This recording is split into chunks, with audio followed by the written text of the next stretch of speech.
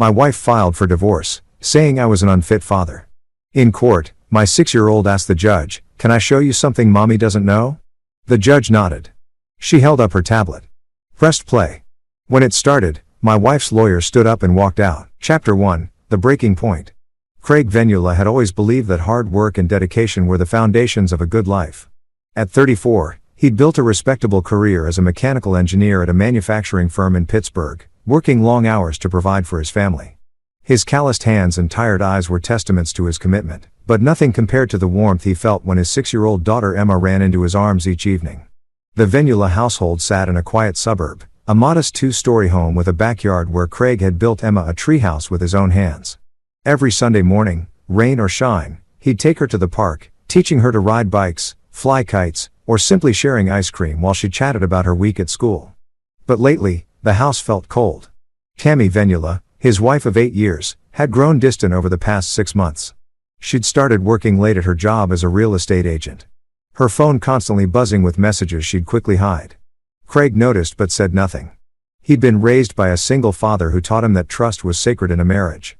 "Daddy, why does a mommy eat dinner with us anymore?" Emma asked one evening, her innocent brown eyes searching his face for answers he didn't have. Craig forced a smile, ruffling her dark curls. "Mommy's just busy with work, princess. But we're having fun, right? Just you and me."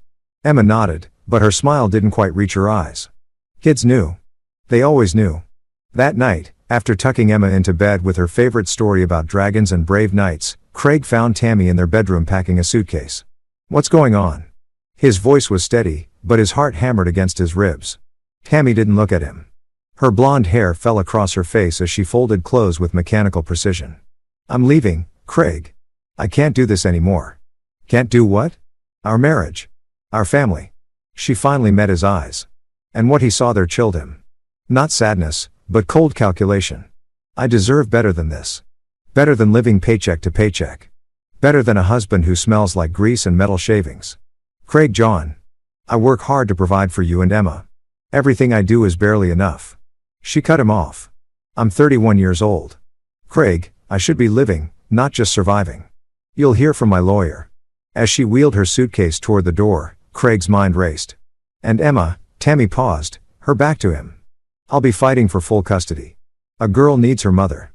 The door closed behind her with a finality that echoed through the empty house. Craig stood frozen in the hallway for several minutes before his survival instincts kicked in. He pulled out his phone and called the one person he trusted. Jessie Castaneda, his best friend since college. "She's really doing this," Craig said when Jessie answered, his voice hollow. "I'll be there in 20 minutes. Don't do anything stupid." Craig walked to Emma's room and watched his daughter sleep, her tiny chest rising and falling peacefully. The purple nightlight cast soft shadows across her face. She looked so much like him. The same stubborn chin, the same way her nose crinkled even in sleep. He made a silent promise in that moment. Whatever was coming, he would not let Tammy take his daughter away. Chapter 2. The Accusation. 3 weeks after Tammy left, the papers arrived. Craig had been expecting them, but reading the words on the legal documents felt like swallowing broken glass. Petitioner alleges that the respondent is emotionally unstable, financially irresponsible, and poses a potential danger to the minor child due to anger management issues and possible substance abuse. "This is," Craig said, slamming the papers on Jeffrey Neal's desk. The lawyer, a sharp-eyed man in his 50s with silver hair, studied the documents with practiced calm. "They're throwing everything at the wall to see what sticks," Jeffrey said. "It's a common tactic. The substance abuse claim. Any truth to that? I have a beer on Fridays, maybe 2. That's it. Anger management issues." Craig hesitated. "I got into one argument with a neighbor about his dog digging up our yard." Tammy must be twisting that. Jeffrey made notes. "What about financially irresponsible? I make a decent living. We have savings. The mortgage is always paid on time." Craig ran his hands through his dark hair, frustration boiling beneath his careful control. "She spent more on clothes in a month than I spend on myself in a year.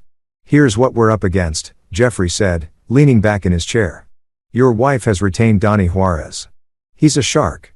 He specializes in making fathers look incompetent. The good news is you've got the truth on your side. The bad news is in family court, perception often matters more than reality." Over the next 2 months, Craig's life became a battlefield.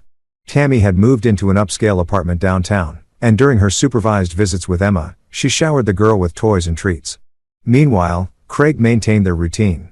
Homework at the kitchen table, bedtime stories, weekend adventures.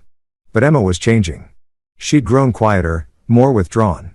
"Daddy, why does Mommy keep asking me questions about you?" Emma asked one evening while Craig helped her with her math homework. His pen froze mid-calculation. "What kind of questions? Like, does Daddy ever yell? Does Daddy ever drink the grown-up drinks? Does Daddy leave me alone?" Her small voice cracked. "I told her you're the best daddy in the world, but she looked mad." Craig pulled Emma into his lap, fighting to keep his voice steady. "Princess, you just tell the truth always, okay, no matter what anyone asks you." "Okay, Daddy." But that night, after Emma was asleep, Craig sat in his workshop in the garage, his sanctuary, where he designed and built small mechanical projects.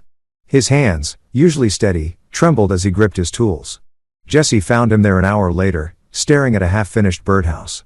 "She's coaching Emma," Craig said without preamble, trying to put words in her mouth. Jessie, a stocky man with kind eyes and the build of a former college linebacker, pulled up a stool. "You know what you need to do?" "What?" "Fight dirty like her." "No, you need to be smarter." Jessie's voice hardened. "I've known you since we were 18, Craig. You're the guy who could take apart an engine and put it back together blindfolded. You're strategic, so start thinking strategically." Craig looked at his friend. "I'm listening." "Tammy thinks she's got this one. She thinks you're just going to roll over, so let her think that. Meanwhile, you figure out what she's really up to. You think there's more to this than just wanting out." Jessie's expression was grim. "Brother, when a woman leaves that suddenly, with that much venom and immediately goes for the jugular in court, there's always more to the story." That conversation sparked something in Craig's mind. The next day, he hired a private investigator, a woman named Miranda Donnelly, who specialized in domestic cases. "I need to know what my wife is hiding," Craig told her. Miranda's steel-gray eyes assessed him. "Preparing for the custody battle, preparing to protect my daughter." "Then, let's get to work." Chapter 3. The Other Man. Miranda's first report arrived 10 days later, and it confirmed Craig's worst suspicions. The photographs were damning. Tammy entering an expensive downtown condo building. Tammy having intimate dinners at restaurants Craig could never afford. And always in every photo, the same man beside her, tall, polished, wearing suits that probably cost more than Craig's monthly salary. Vincent Ryan, real estate developer. Net worth in the 8-figure range. "They've been seeing each other for at least 8 months, Miranda said, spreading more photos across Craig's kitchen table after Emma had gone to bed. "He's married, too. Wife's name is Natalie Durham Ryan. Comes from old money. They have a prenup that would leave Vincent with almost nothing if she divorces him for infidelity." Craig studied Vincent's face. Handsome in that generic country club way. Everything Tammy had said she wanted. Everything Craig wasn't. "Here's where it gets interesting," Miranda continued, pulling out another folder. "Vincent Ryan is the one funding your wife's legal fees. Donnie Juarez doesn't come cheap, so he's buying his way into my family. More than that," Miranda's voice took on an edge. "I did some digging into Vincent's background. 3 years ago, he was involved in a custody case. His ex-girlfriend claimed he was controlling, manipulative. The case settled out of court, sealed records. But I have contacts." She slid another document across the table. Craig read it twice. His blood turning to ice. "He has a pattern." Miranda said he targets married women with children, particularly mothers of daughters. The ex-girlfriend had a 5-year-old daughter. There were allegations. "Don't." Craig cut her off. His voice dangerous. "Don't finish that sentence unless you have proof." "I don't have proof. Just patterns and sealed records." "But Craig," Miranda's eyes met. "His daughter needs to be protected." Craig was quiet for a long moment. His engineer's mind processing data, forming connections. "Tammy doesn't know, does she? About Vincent's past?" "I doubt it. Men like Vincent are very good at presenting exactly what their target wants to see." After Miranda left, Craig sat alone in the darkness of his kitchen, a storm of rage and determination building in his chest. He thought about Emma's recent quietness, her reluctance to go to Tammy's new apartment for visits. His phone buzzed, a text from an unknown number. "Stop digging into things that don't concern you. Focus on being the best father you can be during your remaining time with Emma. Vincent, how to be." Craig's response was simple. "See you in court." But he had no intention of waiting for court. The next morning, Craig called Jessie and Jeffrey for an emergency meeting at a diner far from his neighborhood.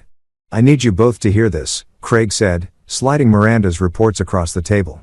And then, I need your help putting together a plan. Jeffrey reviewed the documents with his lawyer's eye, while Jesse's expression grew darker with each page. This is good intel, Jeffrey finally said. But it's not enough for court. The affair helps us, but judges don't care about adultery and custody cases unless we can prove it directly harms the child. In Vincent's past, sealed records won't fly. Then we make them unseal, Craig said. That could take months, years, even. Jesse leaned forward.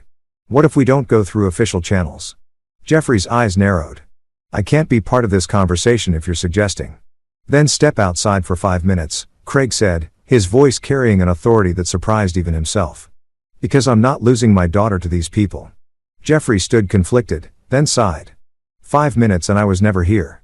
He walked outside, leaving Craig and Jesse alone in the booth. Talk to me, Jesse said. Craig pulled out his tablet, opening files he'd been compiling. Vincent Ryan thinks he's untouchable. Rich, connected, can buy his way out of anything, but everyone has pressure points. Go on, his wife Natalie. Their prenup. If she finds out about Tammy, Vincent loses everything. Craig's eyes glinted and people who are desperate make mistakes. How do we get to the wife? We don't. We let Tammy do it for us. Craig pulled up a recording app on his phone. Emma has a tablet. I gave it to her for educational games, but it also has a recording function.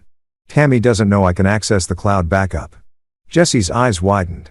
You've been listening to their visits? Every single one. And 3 days ago, I heard something interesting. Tammy was on the phone with Vincent while Emma was in the next room. She was pushing him to leave Natalie, telling him they could be a family. Her, him, and Emma. Vincent's response. Craig played the audio. Vincent's voice was smooth, condescending. Baby, we've talked about this. When the timing is right. First, we need to secure custody. Then, I'll handle Natalie. Your daughter is sweet. I think she'll adjust well to having a real father figure. The hairs on Jesse's neck stood up. That son of a there's more. Craig fast-forwarded. Emma's small voice came through. Talking to Tammy. I don't like Mr. Vincent, Mommy.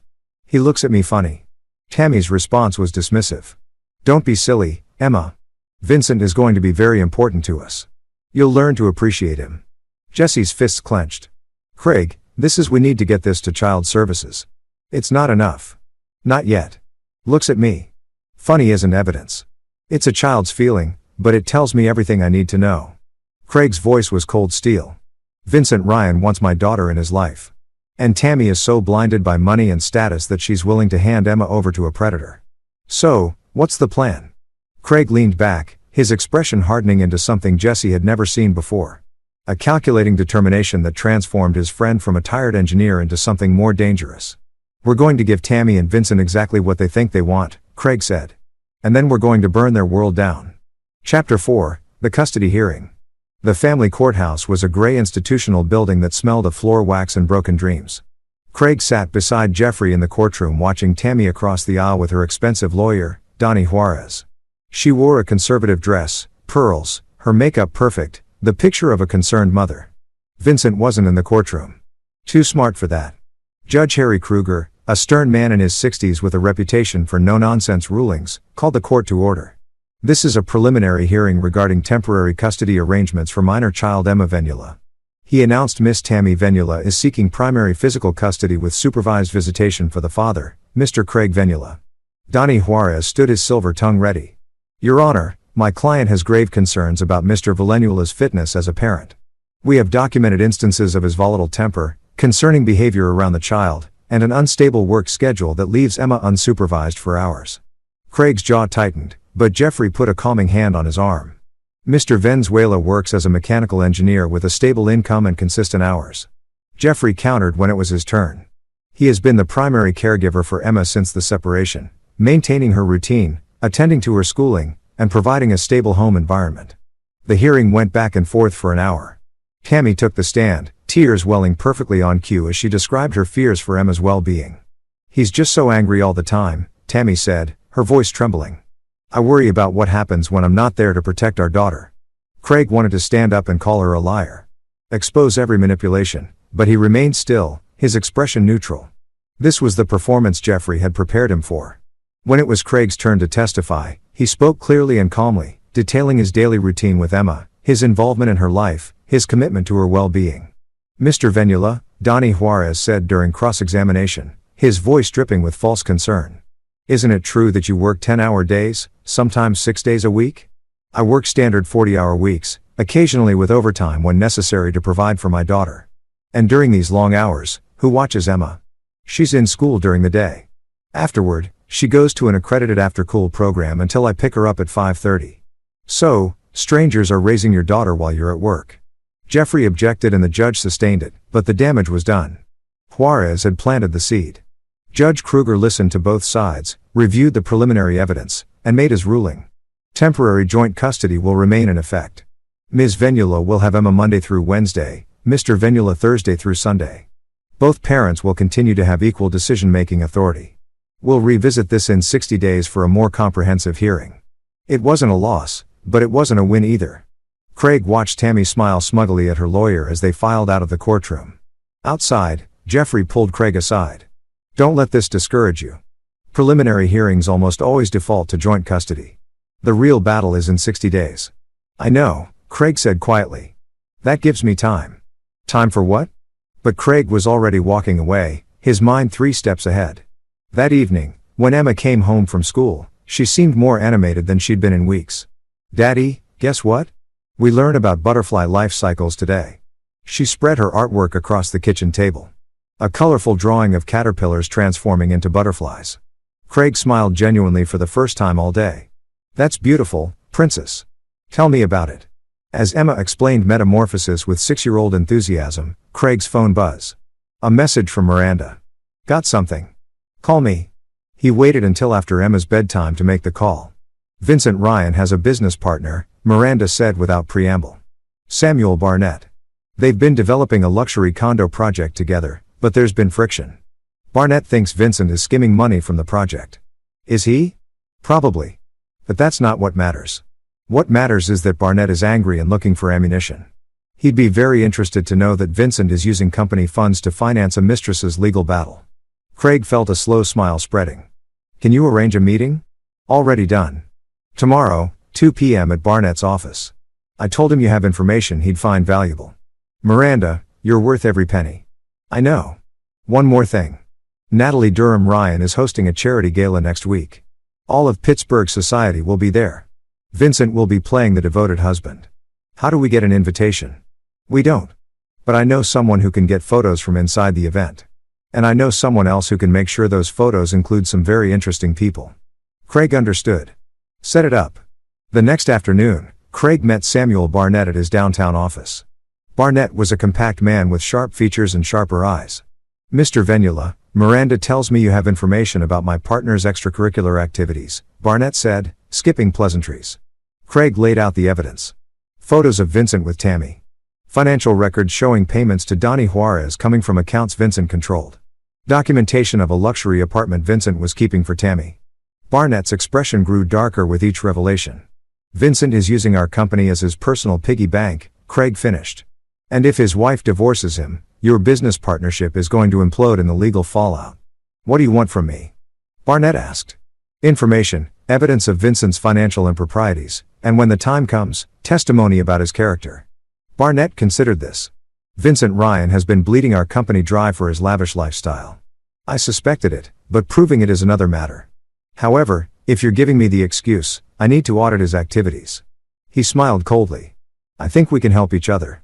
They shook hands. Two men united by a common enemy. Chapter 5. The Trap. The next 3 weeks were a carefully orchestrated symphony of psychological warfare. Craig went to work, came home, cared for Emma. The picture of a devoted father maintaining routine. But beneath the surface, he was assembling pieces of a puzzle that would destroy Tammy and Vincent's plans. Miranda's surveillance had captured Vincent and Tammy at multiple locations. More importantly, she'd recorded conversations. Vincent reassuring Tammy that once custody was secured, they'd be one big, happy family. Tammy discussing how she'd limit Craig's visitation to the bare minimum.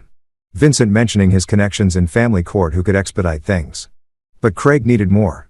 He needed Emma's testimony, and he needed it to be genuine, powerful, and devastating. One evening during his custody time, Craig sat with Emma in the living room. She was quieter than usual, pushing her dinner around her plate. "Princess, are you okay?" he asked gently. Emma looked up, her brown eyes troubled. Daddy, do I have to go to Mommy's tomorrow? Craig's heart clenched. What's wrong, sweetheart? Mr. Vincent is there a lot now. He tries to be nice, but she trailed off, her small hands fidgeting with her napkin. But what, Emma? You could tell me anything. He says things that make me uncomfortable, like calling me his little princess and wanting to tuck me in at bedtime. Mommy says I should be grateful that he's going to be my new daddy, but I don't want a new daddy. I have you. Craig pulled Emma into his arms, fury and protective rage wearing inside him. Listen to me. You are my daughter and nothing will change that. I need you to be brave for me. Okay. Can you do that? What do I have to do? Just tell the truth. When the time comes, tell the truth about everything. Can you do that? Emma nodded against his chest.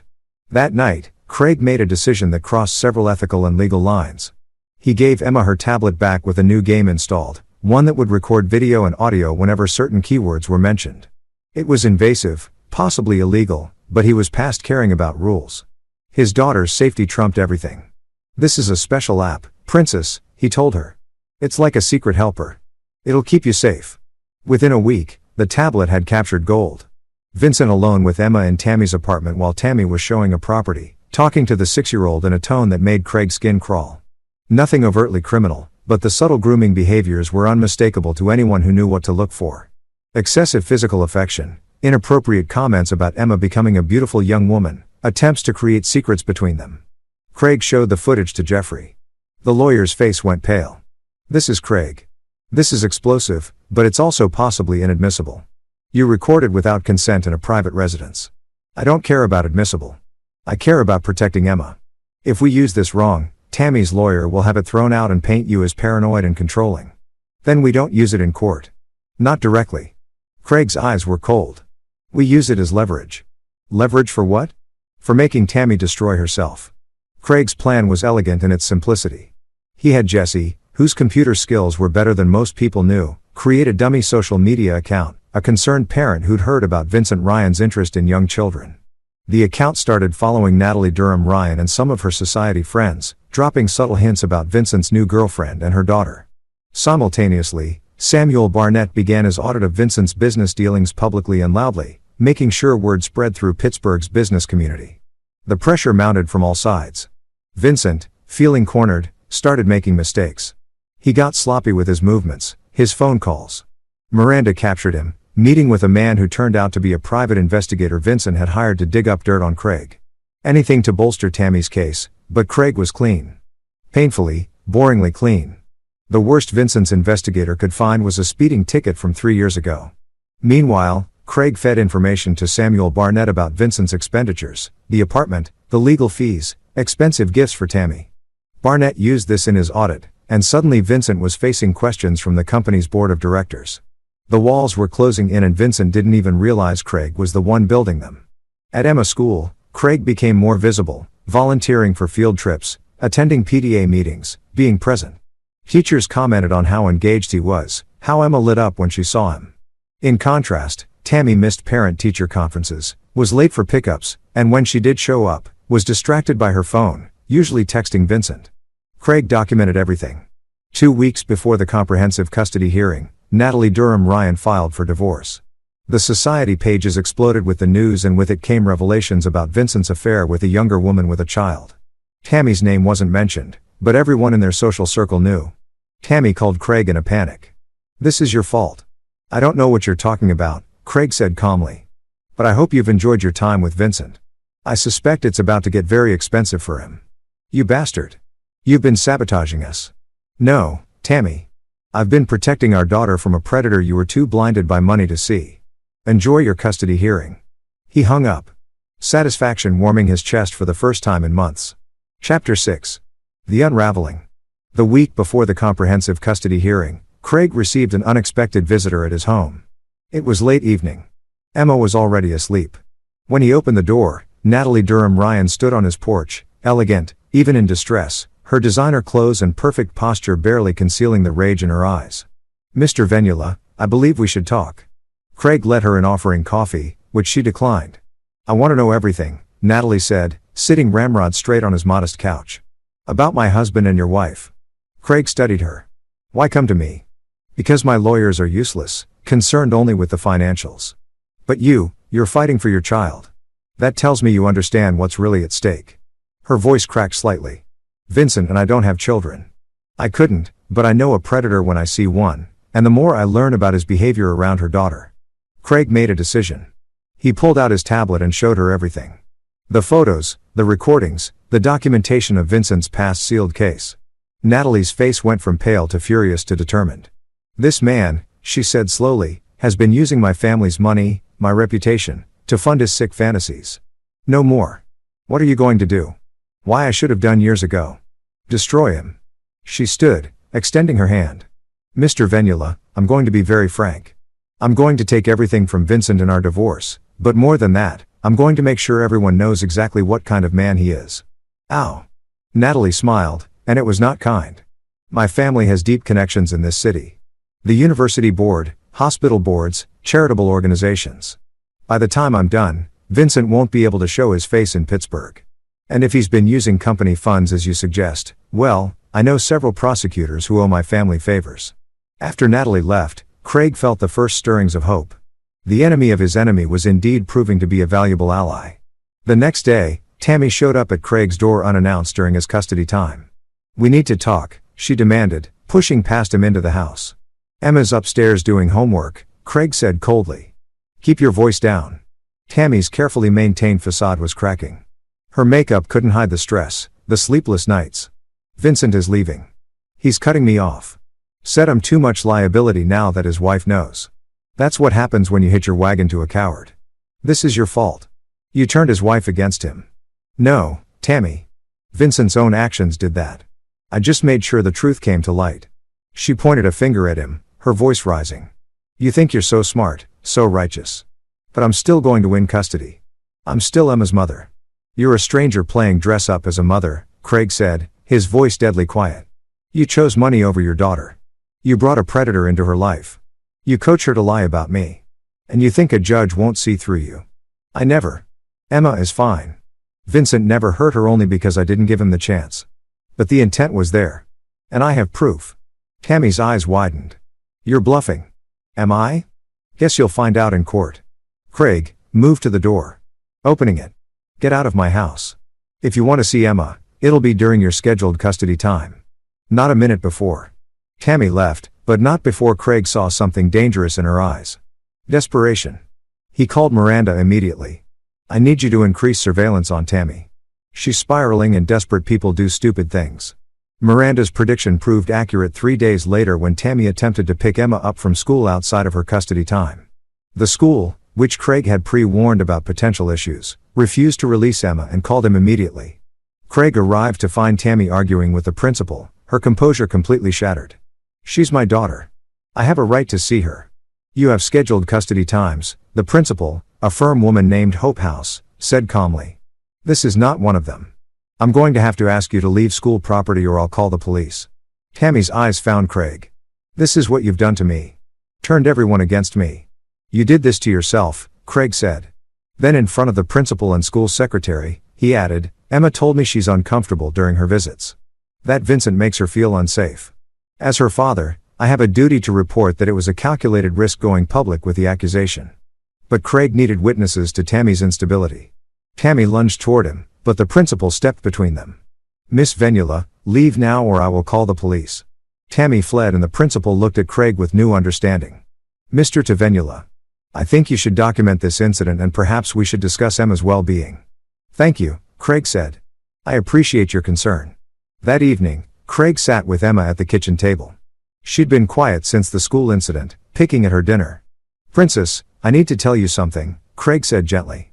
The judge is going to want to talk to you soon about where you want to live, who you feel safe with. Emma's eyes filled with tears. I don't want to hurt mommy's feelings. Craig's heart broke for his daughter caught in an adult war. Sweetheart, the most important thing is that you're safe and happy. Sometimes the truth hurts people's feelings, but telling the truth is always the right thing to do. Will the judge listen to me? Yes. Judges care a lot about what children want, especially brave children who tell the truth. Daddy, I'm scared. Craig pulled Emma into his lap the way he had when she was a toddler. I know, Princess, but I promise you, no matter what happens, I will always fight to keep you safe. Always. That night, after Emma was asleep, Craig reviewed his preparations. He had documentation of every instance of Tammy's instability, Vincent's inappropriate behavior, the affair, the financial manipulation, character witnesses from teachers and neighbors, and Emma's own recorded statements about feeling unsafe. But most importantly, he had the video Emma had inadvertently captured on her tablet, the smoking gun that would destroy Tammy's case. Jeffrey had finally agreed to use it, but only as a last resort. The judge needs to ask Emma directly if she has something to show him. If Emma volunteers the video herself, then it's admissible as her testimony. They'd rehearsed it carefully with Emma, never coaching her on what to say, only preparing her for the setting, the questions, the importance of truth. 3 days before the hearing, Craig received a final piece of good news from Samuel Barnett. Vincent Ryan had been formally removed from their company and was facing an investigation for embezzlement and fraud. The chess pieces were in position. All that remained was the final move. Chapter 7. Preparation. The night before the comprehensive custody hearing, Craig couldn't sleep. He stood in his garage workshop, the space where he'd always found peace, trying to calm the storm in his mind. Jesse found him there at 2 a.m. working on a small music box he was building for Emma. "You should be sleeping," Jesse said, handing him a beer. "Can't keep running through every scenario." Craig took the beer but didn't drink. What if the judge doesn't believe Emma? What if Juarez finds a way to twist everything? Then you adapt. That's what you do, brother. You're the smartest guy I know. Jesse sat on a workbench. Remember freshman year when we had that engineering professor who said you'd never make it? Said he didn't have the natural aptitude. Craig smiled slightly. "Professor Henderson, you know what you did? You didn't argue. You didn't complain. You just worked harder than everyone else. Learned everything inside and out and ended up with the highest grade in the class. That's who you are, Craig. You see a problem, you solve it. This isn't a problem to be solved. This is my daughter's life." "Exactly. Which is why you've already won." Jesse's voice was firm. "Tammy is fighting for pride, for money, for some fantasy life with a predator. You're fighting for Emma. That kind of motivation, that's unstoppable." After Jesse left, Craig went upstairs and stood in Emma's doorway, watching her sleep. She clutched her favorite stuffed rabbit, her face peaceful in a way it hadn't been in months. Tomorrow would change everything. The next morning, Craig dressed in his best suit. Not expensive, but clean and pressed. He helped Emma into the dress they'd picked out together. Something comfortable, but presentable. "Remember, princess?" he said, kneeling to her level. "Just tell the truth. The judge is a nice man who wants to make sure you're happy and safe. Will mommy be there?" "Yes, and her lawyer and my lawyer, Mr. Neal, but you just focus on answering the judge's questions honestly." Emma nodded, her small hand gripping her tablet. "Can I bring this? It helps me feel brave." Craig's heart swelled. "Absolutely." At the courthouse, Jeffrey met them outside. "Are you ready?" "As ready as I'll ever be." They entered the courtroom. Tammy was already there with Donnie Juarez, looking composed, but with an edge of desperation in her eyes. She'd brought no supporters, no character witnesses, a tactical error. Craig had brought Jesse, Emma's teacher, Mrs. Lynn Roberts, their neighbor Brandon Fields, who often saw Craig and Emma at the park, and his supervisor from work, Ernest Baxter, who could testify to his steady employment and character. Judge Kruger entered, and the hearing began. Juarez went first, calling Tammy to the stand. She presented herself as a concerned mother, tearfully recounting her fears about Craig's temper, his long work hours, his inability to provide the life Emma deserved. "I just want my daughter to have opportunities," Tammy said, dabbing her eyes. "To have stability, to have a mother who can be there for her." "Miss Venula," Juarez said. "Can you describe Mr. Villanuela's behavior during your marriage?" "He was always stressed about money. He'd come home angry, slam doors. Once he punched a wall after an argument." She looked at the judge. "I was terrified of what he might do if I stayed." It was a masterful performance, and Craig felt his stomach tighten, but Jeffrey had prepared him for this. During cross-examination, Jeffrey was surgical. "Miss Venula, you mentioned Mr. Venula punched a wall. Were you or Emma ever physically harmed?"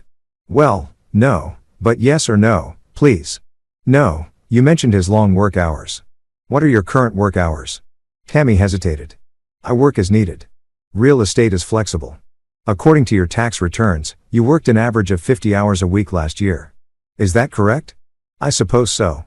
You worked more hours than Mr. Venula. Yet, you're criticizing his work schedule. It's different." "How is it different, Miss Venula?" The questioning continued, each answer revealing contradictions in Tammy's narrative. Then Jeffrey shifted gears. "Miss Villanuela, are you currently in a relationship?" Juarez objected, But the judge allowed it. I'm seeing someone. Yes. Vincent Ryan. Her face palled. Yes. How long have you been seeing Mr. Ryan? A few months. According to phone records and witness statements, you've been seeing Mr. Ryan for approximately 8 months. That would predate your separation from Mr. Venula by several months. Correct. Tammy's composure cracked. It's not. It wasn't like that. Did you introduce Emma to Mr. Ryan? Yes, but only after. Has Mr. Ryan spent time alone with Emma? Sometimes, but it's innocent. Jeffrey pulled out a document. Your Honor, I'd like to submit evidence of Mr. Vincent Ryan's prior sealed case involving allegations of inappropriate conduct with a minor child. Juarez shot his feet. Objection. Sealed records are inadmissible. I'm not submitting the sealed records, Your Honor. I'm submitting the existence of a case as it relates to Ms. Valenula's judgment in introducing Emma to this individual. Judge Kruger considered. I'll allow it for context. The revelation hung in the courtroom like a bomb. Tammy looked stricken. Miss Valenula, were you aware of Mr. Ryan's past case? I know. Vincent said it was a misunderstanding, but you didn't verify this before allowing him unsupervised access to your daughter. Silence. Jeffrey let it hang, then returned to his seat. Next, Craig took the stand. He spoke calmly about his routine with Emma, his involvement in her life, his commitment to her well-being. He presented pay stubs showing steady employment, bank statements showing responsible finances, testimonials from teachers and neighbors. Juarez tried to rattle him during cross-examination, but Craig remained composed, turning every accusation back with facts. Mr. Venula, isn't it true you hired a private investigator to spy on your wife? I hired an investigator to ensure my daughter's safety after noticing concerning changes in her behavior. Isn't that paranoid? Is it paranoid to protect your child from a man with a history of inappropriate conduct with minors? The character witnesses followed, each painting a picture of Craig as a devoted, stable present father. Then came the moment everyone had been waiting for.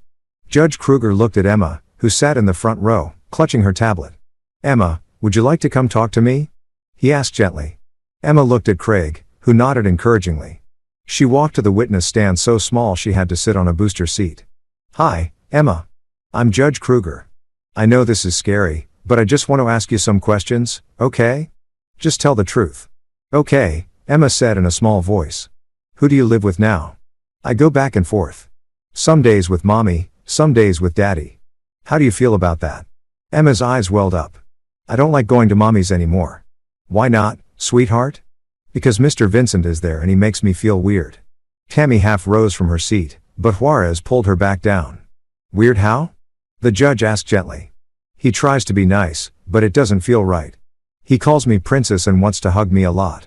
Mommy says I should like him, but I don't. Judge Kruger's expression darkened. Has Mr. Vincent ever touched you inappropriately?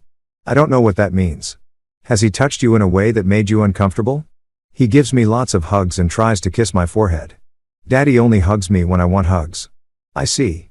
Emma, if you could choose, where would you want to live? Emma's voice was clear. With Daddy. I always feel safe with Daddy. This was the moment. Craig watched his daughter, this brave little girl, and saw her take a breath.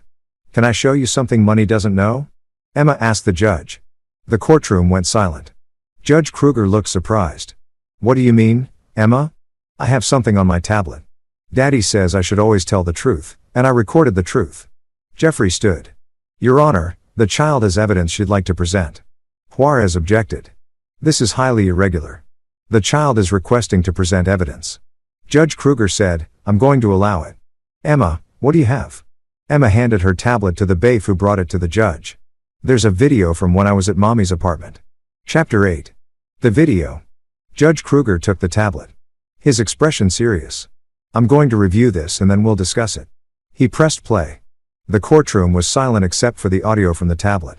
Emma's voice came through first, followed by Vincent's smooth tones. Emma, why don't you come sit next to me on the couch? We can watch a movie together. I want to wait for Mommy. Your Mommy trusts me to take care of you. That means we should get to know each other better. You're going to be my little girl soon. I already have a daddy. Craig won't be around much longer. Your Mommy and I are going to make sure of that. You'll see. Once the judge decides, you'll live with us all the time. And I'll teach you so many things. The video continued, showing Vincent trying to coax Emma to sit on his lap. Emma politely but firmly refusing. Vincent's frustration growing. Then came Tammy's voice as she entered the apartment.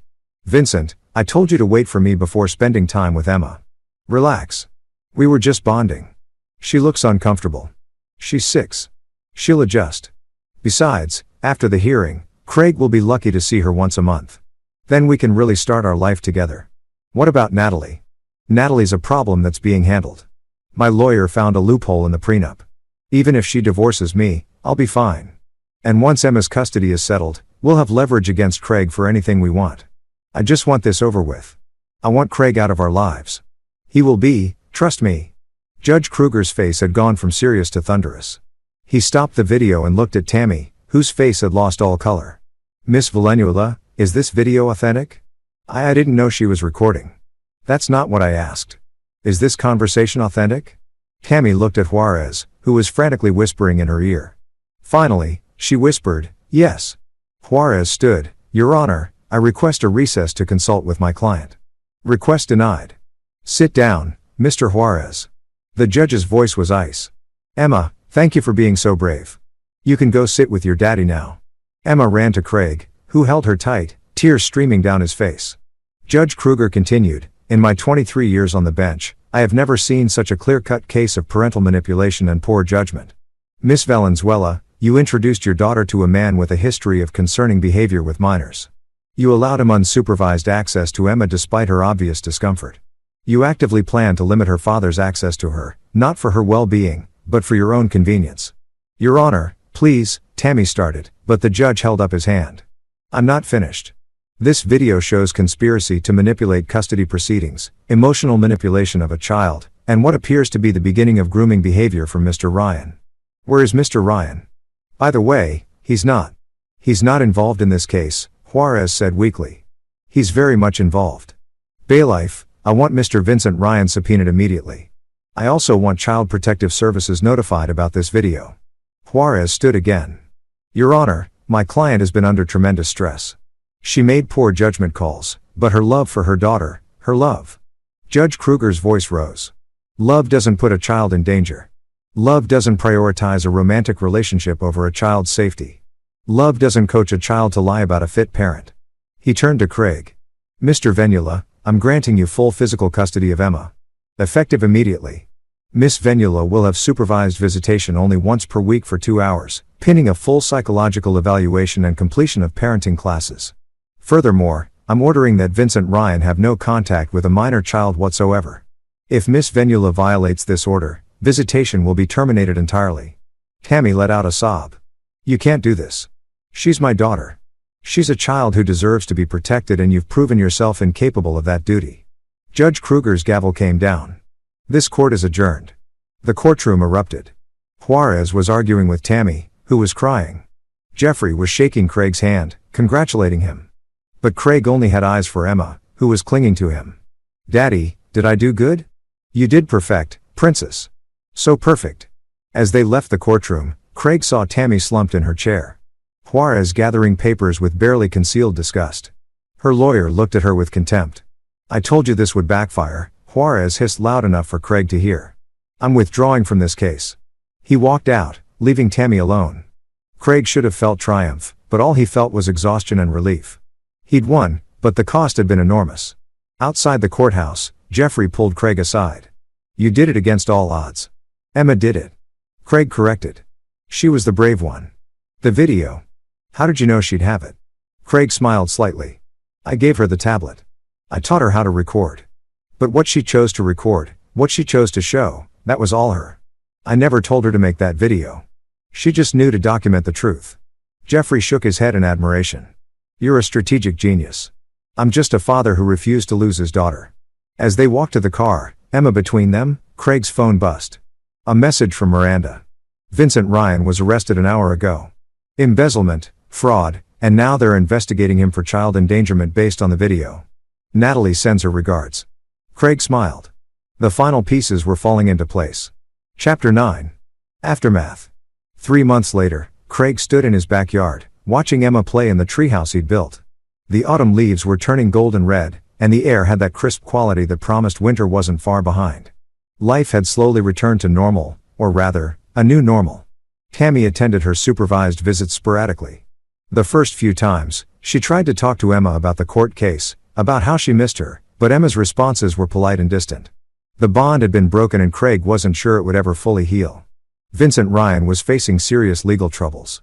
The embezzlement charges had stuck, thanks to Samuel Barnett's thorough audit and Natalie's willingness to provide evidence. The investigation into his behavior with Emma was ongoing, and word had spread throughout Pittsburgh society. He was a pariah. His business ruined, his reputation destroyed. Natalie had sent Craig a thank you note and a generous check which he deposited into Emma's college fund for the brave girl who exposed a monster. The note had read, Jeffrey had become a friend, occasionally stopping by for dinner.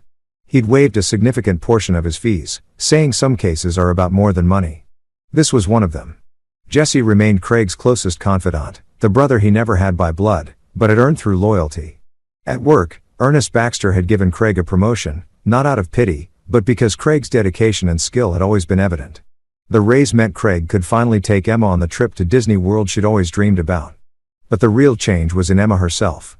She was smiling again, laughing, bringing home artwork from school that showed bright colors instead of dark scribbles. She'd started calling Craig's house home without qualification.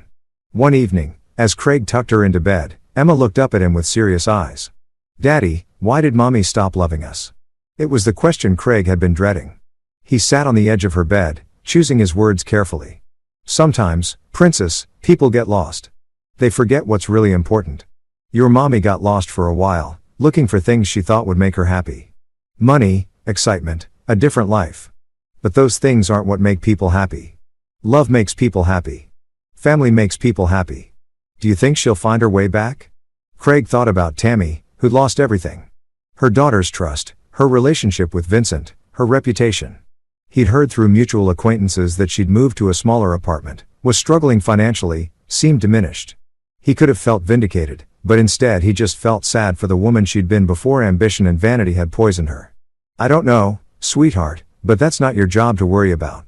Your job is to be a kid, to play, to learn, to be happy. I'll take care of the rest. Will you ever get married again?" Craig smiled. "Maybe someday if I meet someone who loves you as much as I do." "Okay, but they have to be nice and make good pancakes. Those are excellent requirements." After Emma fell asleep, Craig went to his workshop. He was finishing the music box for her. Intricate piece that played her favorite lullaby. Working with his hands had always calmed his mind. And tonight he needed the peace. His phone rang. Unknown number. "Hello, Mr. Valenzuela." A woman's voice hesitant. "This is Patty Moyer. I'm an attorney representing your ex-wife." Craig's guard went up immediately. "What can I do for you?" "Ms. Venula would like to discuss potentially modifying the custody arrangement.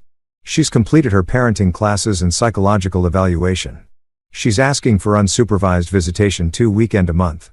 Craig was quiet for a long moment. "What does Emma want?" "I'm sorry. Has anyone asked Emma what she wants?" "Well, no.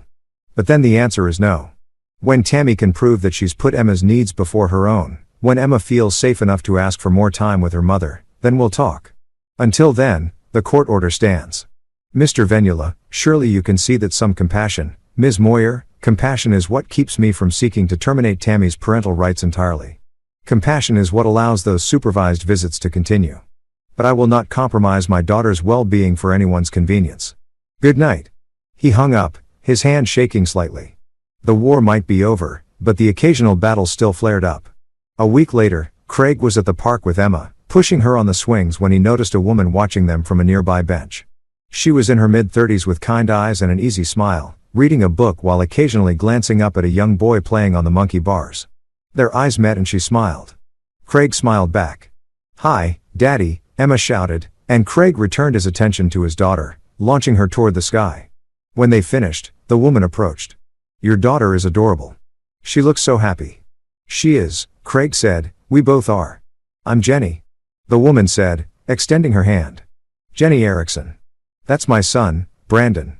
She pointed to the boy on the monkey bars. Craig Venezuela. "Nice to meet you." They talked for a few minutes. Easy conversation about parenting in the park and the weather. Emma and Brandon started playing together and Craig found himself relaxing in a way he hadn't in years. "Maybe we'll see you here again sometime," Jenny said as they prepared to leave. "Yeah," Craig said. "Maybe you will." As he and Emma walked home, hand in hand, Craig realized something fundamental had shifted. For months, he'd been fighting. Fighting for custody, fighting against Tammy and Vincent, fighting to protect Emma. But the fight was over. He'd won. Now came the harder part. Building a new life, healing the wounds, teaching Emma that trust and love were still possible. "Daddy, I like the park," Emma said, swinging their joined hands. "Me too, Princess. Can we come back next week?" "Absolutely. And can we have pancakes tomorrow?" Craig laughed, the sound free and genuine. "Definitely." That night, after Emma was asleep, Craig sat in his living room with a beer, Jessie beside him. "So, what's next for you?" Jessie asked. Craig, consider the question. "I don't know. For so long, everything was about the custody battle. Now that it's over, I need to figure out what normal looks like. Normal looks like being a dad, which you've always been. Even when Tammy was trying to take that away from you." "I'm at somewhat the park today," Craig admitted. "Just a friendly conversation, but it felt nice to talk to someone who doesn't know the whole messy story." "You deserve that, brother. You deserve to be happy." "I am happy. I have Emma. That's enough, maybe. But it's okay to want more, too." Craig smiled. "Yeah, maybe it is." They sat in comfortable silence. Two friends who'd weathered a storm together and come out stronger. In the weeks that followed, Craig saw Jenny at the park several more times. They started meeting intentionally, letting the kids play while they talked. She was a widow, her husband having died in a car accident 3 years prior. She understood loss, understood rebuilding. Craig didn't rush anything. He was cautious, protective of Emma's heart and his own. But slowly, gently, he allowed himself to open up to the possibility of something new. 6 months after the custody hearing, Craig received notification that Vincent Ryan had been sentenced to 5 years in federal prison for embezzlement. The investigation into his behavior with Emma hadn't resulted in charges. Not enough evidence, but his reputation was permanently destroyed. Tammy had moved to Ohio, working as a real estate agent in a small town. Her supervised visits had dwindled to once a month, then stopped altogether. Emma didn't ask about her much anymore. It should have felt like victory, but Craig just felt a profound sadness for all the damage that had been done. 1 year after the hearing, Craig proposed to Jenny. Emma helped pick out the ring and was the first person they told. "Does this mean Brandon will be my brother?" Emma asked, eyes wide with excitement. "Sort of," Jenny said, kneeling to Emma's level. "If that's okay with you, can we still have daddy-daughter days?" Craig pulled Emma into a hug. "Always, Princess. That will never change." The wedding was small, intimate, held in the backyard where Craig had built Emma's treehouse.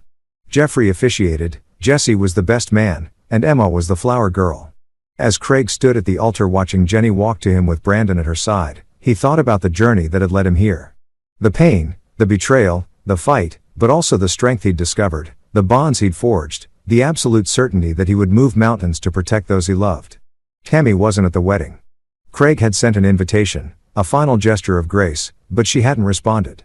He hoped somewhere she'd found peace. But more importantly, he'd found his own. As he and Jenny exchanged vows, Emma and Brandon standing beside them, Craig realized that sometimes the best revenge wasn't destruction. It was building something better from the ashes. The sun set over the backyard, casting golden light across the celebration. Emma laughed, running with Brandon, her joy uncomplicated and pure. Craig had won more than a custody battle. He'd won the chance to be the father Emma deserved, to build a family based on love and trust rather than manipulation and lies. And in the end, that was the only victory that mattered. Epilogue. 5 years later, Craig stood in that same backyard, now expanded with a larger deck and a second treehouse. Emma was 11, Brandon was 9, and their baby sister, Lily Erickson Venezuela, was 2 years old, toddling around the yard with determined steps. Jeffrey and his wife were over for a barbecue along with Jesse and his girlfriend. Miranda had sent a card, but couldn't make it. She was in Europe working a case. "Dad," Emma called from the treehouse. "Brandon says, I can't come up because it's a boys' club." "Brandon," Craig called back. "What do we say about that?" Brandon's head popped out. "Sorry. Come on up, Emma." Craig smiled, flipping burgers on the grill. Jenny came up behind him, sliding her arms around his waist. "Happy?" she asked. "More than I ever thought possible," he admitted. In the distance, his phone buzzed. A message from an unknown number. "I heard about your wedding. About your new family.